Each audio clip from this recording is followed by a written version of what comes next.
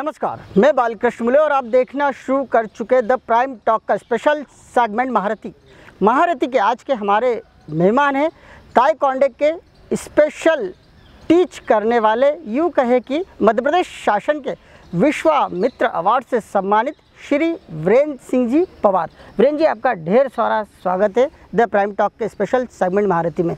आप ताइक्वांडो के यूँ कहे कि महारथी हैं, विश्वामित्र अवार्ड से सम्मानित है, श्रेष्ठ गुरुजनों में आपको शुमार किया जाता है और मध्य प्रदेश के एक ऐसे बिरले शख्सियत हैं जिन्हें महज 48 वर्ष की उम्र में, माफ़ कीजिएगा 38 वर्ष की उम्र में ही विश्वामित्र जैसा एक बड़ा अवार्ड मिल चुका है जिससे आप सम्मानित हो चुके हैं। कितनी खुशी होती है, पहली प्रतिक्रिया के रूप में आप क्या कहेंगे? ये जो अवार्ड मिला है मुझे उन छात्रों के बदौलत से मिला है जी, जो एक मध्यम परिवार से आते हैं जी, जिनके जिनके संघर्ष से जी, जिन्होंने इंदौर ही नहीं, मध्य प्रदेश नहीं, पूरे देश में एक नाम रोशन करा इस गेम का। बिल्कुल। और वो जो खिलाड़ी थे उन लोगों ने ही मुझे प्रेरणा दी कि सर आप विश्वामित्र के लिए भरिए जी, और आप इसको पाने में सफल भी हो जाएंगे। और मेरे पहले भी कई लोगों ने भरा, लेकिन वो लोग असफल रहे, लेकिन मैंने पहली ही बार भरा था जी, और वो पहली बार में ही मुझे सफलता प्राप्त हुई। वीरेंद्र जी बड़े लकी कहलाएंगे, जिस तरह से उन्होंने शुरुआती दौर में ही अपनी सफलता का श्रेय जो है अपने शिष्यों को दिया है। वीरेंद्र जी ने ताइक्वांडो का एक सशक्त हस्ताक्षर ही नहीं बनाया बल्कि उन्हें रोज़गार भी उपलब्ध कराया, वो भी शासकीय नौकरी में। वीरेंद्र जी, आपके बाल्यकाल के बारे में जानना चाहेंगे। कितना गर्दिश का काल था, कितने संघर्ष के साथ आप आगे बढ़े, कुछ तरह याद करते उन दिनों को? देखिए, मैं बचपन से ही, हम लोग बहुत मध्यम परिवार के लोग हैं जी, और मेरे पिताजी जहार सिंह जी पवार जी कल्याण मिल में काम करते थे जी। तो हम 3 भाई हैं, एक महेंद्र सिंह जी पवार हैं, एक मेरे से छोटे भाई हैं शैलेंद्र जी हैं जी। और हम सब एक ऐसे परिवार में से निकले हैं जहाँ तक पे दूर दूर तक स्पोर्ट्स का कोई लेना देना नहीं था। बिल्कुल। मैंने कहीं से कहीं तक कहते ना कि अगली पीढ़ी पिछली पीढ़ी को कुछ देर जाती है जी, लेकिन हम लोग ऐसे लोग हैं जो स्पोर्ट्स में हम कोई वो नहीं था, लेकिन हम लोगों का मेरी जो करने की आत्म क्षमता थी, वो ऐसा लगा था कि नहीं, अपने को इस फील्ड में रह के ही एक अच्छा मुकाम बनाना है और आगे इसको ही अपना एक करियर का वो बनाना है। बिल्कुल सही कहा। वीरेंद्र जी, आपकी स्कूलिंग की यदि बात की जाए तो किस तरह याद करते हैं, क्योंकि अब तो आप एक मुकाम पर हैं, क्योंकि क्या कहा जाता है कि किसी भी जो गुरु का जो एक अंतिम लक्ष्य जो होता है उसके शिष्य मुकाम पा जाए, साथ ही साथ ये कहे कि खुद को विश्वामित्र जैसा एक अवार्ड मिल जाए, क्योंकि गुरु विश्वामित्र का एक बड़ा नाम हुआ है और ऐसी स्थिति में उनके नाम का कोई अवार्ड सरकारी स्तर पे कहे कि खासतौर से मध्य प्रदेश शासन की तरफ से मिल जाए तो कहीं ना कहीं लक्ष्य जो है, गोल जो है पूरा हो जाता है। कैसे याद करते हैं? देखिए, विश्वामित्र अवार्ड यानी ये अवार्ड एक ऐसी चीज़ है जो एक गुरु का बहुत सम्माननीय है जी। अर्जुन, द्रोणाचार्य जी और ये सब लोगों के जो गुरु हैं जी, उनके प्रेरणा से ही ये जो अवार्ड शासन ने तैयार करे। एक अर्जुन अवार्ड होता है, विश्वामित्र अवार्ड होता है, एकलव्य अवार्ड होते हैं, ऐसे कई अवार्ड, लेकिन विश्वामित्र अवार्ड मिलना बहुत सम्मानीय हो जाता है क्योंकि वो एक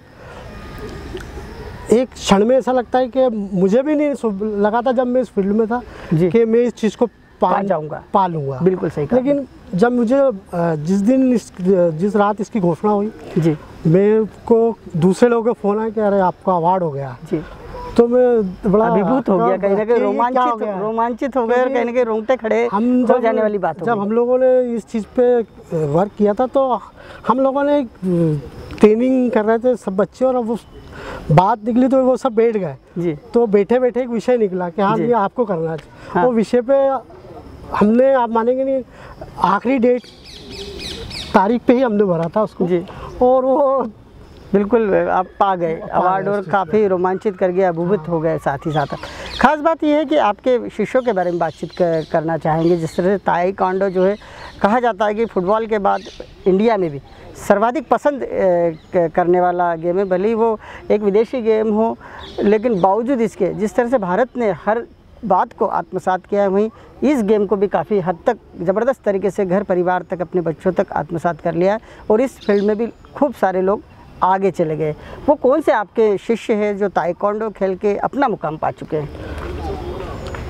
एक्चुअली क्या, तो जब भी कोई व्यक्ति कोई स्पोर्ट्स लाइन में उतरता है तो वो सबसे पहले आता है उसको बेसिक करने के लिए जी।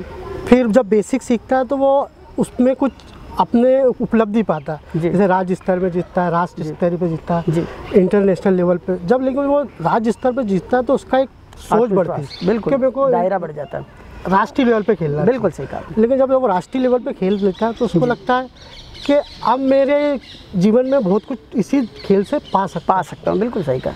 तो जब वो खिलाड़ी खेले, राष्ट्रीय स्तर पे खेले, इंडिया टीम में खेले, साई में भी रही जी, तो उन लोगों ने इस खेल के माध्यम से आज ये खेल कई विभाग, CRPF में भी है, कई शासकीय नौकरियों में भी है। बिल्कुल सही कहा। तो वो बच्चों ने, क्योंकि वो सब ऐसे लोग थे, अंत जो कहते हैं ना, गरीब वर्ग के, जिसको कहा जाता है गरीब समाज का अंतिम वर्ग जो है, बिल्कुल सही कहा। तो उनको उस चीज़ में एक रोजगार का भी साधन दिखा, बिल्कुल सही, और एक ऐसा लगा कि नहीं, हम लोग इसमें कुछ कर सकते हैं। जैसे आरती खकाल हुई, शुभम मगरदे हुआ, गौरव मालवी हुआ, हिमांशु खत्री हुआ, सिद्धार्थ शर्मा हुआ, ऐसे कई ऐसे बच्चे जो जिन्होंने कभी ट्रेन की लोकल टिकट में नहीं बैठे जी, लेकिन वो फ्लाइटों से विदेशों में परचम लहराने गए और परचम भी लहराया जी, और मैंने जिले का, प्रदेश का, देश का भी नाम रोशन करा जी। अभी आरती ने तो अभी 1 साल लगातार 2 साल पुलिस गेम में, वर्ल्ड पुलिस गेम में गोल्ड मेडल जीता। काफ़ी रोमांचित करने वाली बातें बता रहे सर आप। और सिद्धार्थ शर्मा, वो तो उस CRPF की नौकरी छोड़ के चल के इंग्लैंड के अंदर ताइक्वांडो कोच ही बन गया वो। गुड। तो ये उनने अपना एक अलग ही बना। अभी हमारा एक गौरव मालवी, शुभम मगरदे, अभी उनकी पिछले साल जॉब लगी शासकीय विभागों में। तो ये ऐसे व्यक्ति थे कि इनके माँ बापों ने भी कभी नहीं सोचा था कि हमारे बच्चे इस खेल में इतना आगे बढ़ जाएंगे और एक मुकाम और अपने जीवन का लक्ष्य पा जाएंगे। कितनी आत्म अनुभूति होती है, कितनी आत्म संतुष्टि होती है। क्योंकि मुझे तो बहुत अच्छा लग रहा है आपसे चर्चा करने में, एक अतिरिक्त एनर्जी प्राप्त हो रही कि असाधारण से दिखने वाले वीरेंद्र भैया के शिष्य देश दुनिया में नाम कमा रहे हैं। नहीं, हर व्यक्ति, किसी भी खिलाड़ी का जीवन में लक्ष्य होना चाहिए। बिल्कुल सही कहा। और ना करने से अच्छा करके पछताना ज़्यादा बेटर है। बिल्कुल सही कहा। क्योंकि हम ना करते हैं तो हमको ऐसा लगता है हम ये कर लेते तो हो जाता, वो कर लो तो इसका पा लेते नहीं। या तो दोनों होगा, नेगेटिव पॉजिटिव तो भी होगा, दोनों बात। लेकिन ना करके पछताने अच्छा करके पछताने में ज़्यादा फायदा। और यदि आपके गेम की बात की जाए तो आपने जब खेल खेलना शुरू किया तो क्या, कौन सी वो उम्र थी जब आप ताइक्वांडो के प्लेयर बने और कहाँ से आपको सीख मिली कि मुझे इस गेम में जाना चाहिए? देखिए, मैं एक गरीब बस्ती में रहता था, सोमनाथ की नीचाल में जी। और हम 10 साल के थे लगभग, तो हम RSS की शाखाओं में जाते थे। अच्छा। नेहरू नगर में जी। तो वहाँ युद्ध सिखाते थे जी। तो हम जब शाखाओं में जाते थे, शाखा विकिर होती थी, एक श्रीनगर के सुरेंद्र सिंह गुग्गू रहते थे जी। जी। वो वहाँ श्रीनगर से इंदौरी आए थे जी। तो हमको सिखाते थे।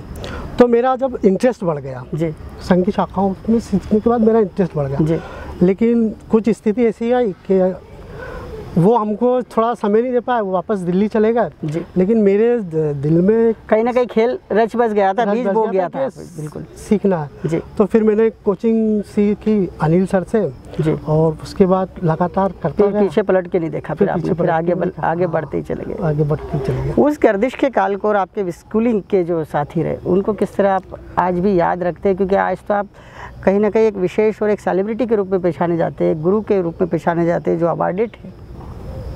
स्कूल, मेरा जो स्कूल जीवन था, मैं दीपिका स्कूल में पढ़ा हूँ जी। और जब मार्शल आर्ट हुआ या स्पोर्ट्स में होते हो तो आप भी जानते हैं जी, उनका शिक्षा से बहुत कमी नाता रिश्ता होता है, बहुत कमी होता है। बिल्कुल सही कहा। क्योंकि पहले कहते थे पढ़ोगे लिखोगे बनोगे नवाब, बिल्कुल सही। अब तो कहते खेलोगे कूदोगे जी। अब खेल एक जीवन का स्तर बन गया, बिल्कुल सही बात। और खेल के माध्यम से लोगों में रोजगार की स्थिति भी बन गई, बिल्कुल सही कहा आपने। तो दीपिका स्कूल के टाइम के मेरे बहुत मित्र भी हैं। मैं नेहरू नगर में जैसे राजेश तंवर हुए, जितेंद्र जी हुए, ऐसे बहुत सारे मित्र भी हैं मेरे वहाँ, मिथिलेश जी हुए। तो ऐसा जो लगातार मिलते हैं वो भी कहीं ना कहीं एक मुकाम पाते हैं। लेकिन मुझे ऐसा लगता है, जो आज भी मैं मित्तल सर से मिलता हूँ जी, वो मेरे पिताजी के साथ स्कूल मिल में काम करते हैं, तो वो भी मुझे देख के बड़े प्रसन्न होते हैं। बिल्कुल सही कहा कि वो भी सम्मानित पाते हैं अपने आप को। मैं ना सही मेरा शिष्य एक अवार्ड से सम्मानित है और मध्य प्रदेश सरकार के विश्वामित्र पुरस्कार से सम्मानित है, कहीं ना कहीं बहुत अभिभूत करने वाली बात है। हालांकि आप खेल से जुड़े हुए, खेल का प्रश्न जब आता है तो हम अंतिम तौर पर इस प्रश्न को लेते हैं, लेकिन आपका तो मूल उद्देश्य खेल और खिलाड़ी है। अब आपका क्या गोल है, किस तरह खेल को और आगे बढ़ाया जाए, इसको लेके कोई स्ट्रेटजी आपके दिलो दिमाग पे छाती होगी?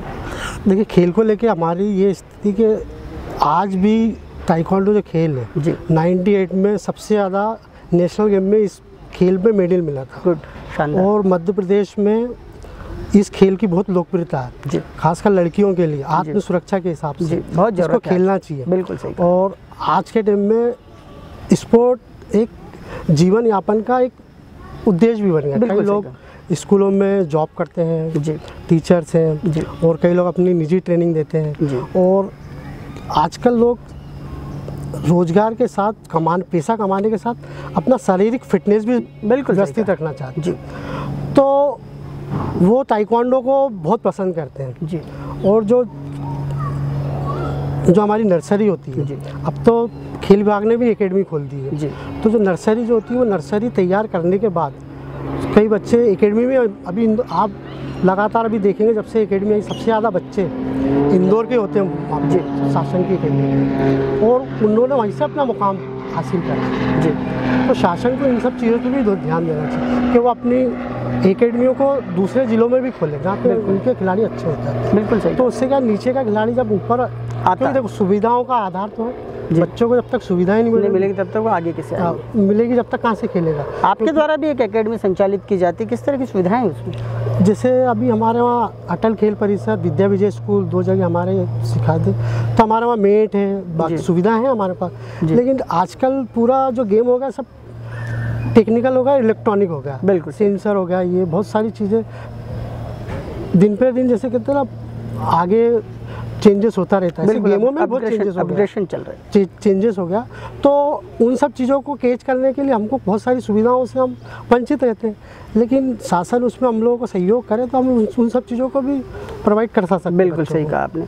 जिस तरह से देखा जा रहा है कि पिछले 3-4 माह की बात करें तो कोविड-19 का वैश्विक महामारी का दौर रहा, गेम इसमें काफ़ी टूट गए। आप जैसे विश्वामित्र अवार्ड से सम्मानित गुरुजन जो है इस सदमे से कहे या फिर इस खालीपन से आप कैसे अपने आप को उभारेंगे?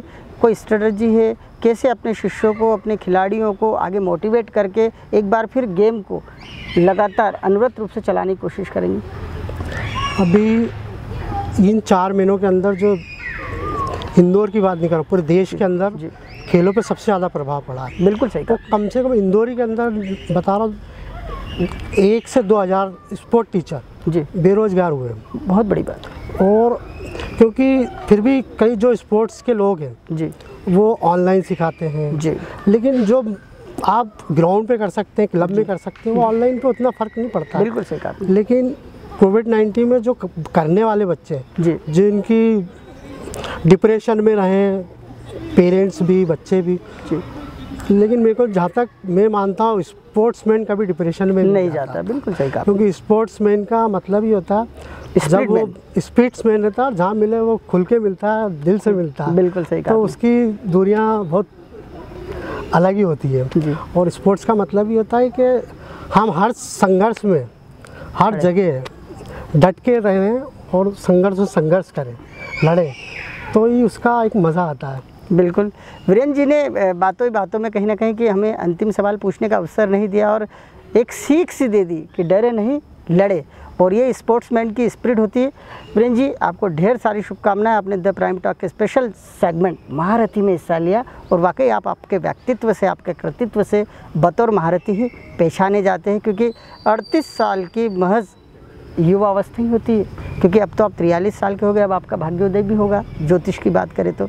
लेकिन आप यूँ ही आगे बढ़े, यूँ ही नए नए खिलाड़ी तैयार करते रहे जो अपने स्टेट का नाम रोशन करे, देश का नाम रोशन करे और दुनिया में भारतीय झंडे का परचम ऐसे ही लहराते रहे। बहुत बहुत धन्यवाद, आपने हमसे चर्चा की। आपको भी बहुत बहुत धन्यवाद। आपने मेरे जैसे एक स्पोर्ट्समैन को एक मौका दिया जी, और आप तो एक बहुत शहर के वरिष्ठ पत्रकार हैं। Thank you. आपका बड़ा खेलों के प्रति मैंने देखा बहुत अच्छा रुझान है। मुझे याद है कि आज से 15 साल पहले मेरा बल्लभ नगर में एक डेमोन्स्ट्रेशन हुआ था जी। उस टाइम भी आपने मुझे शूट किया था। जब भी आपने मुझे वो दिन भी मुझे याद है। तो आप तो एक हम जैसे लोगों को उत्साह बढ़ाते हैं और आगे भी कई खिलाड़ियों को उत्साह बढ़ाएंगे। और आपने मुझे बहुत धन्यवाद सम्मान दिया उसके लिए बहुत बहुत धन्यवाद। Thank you.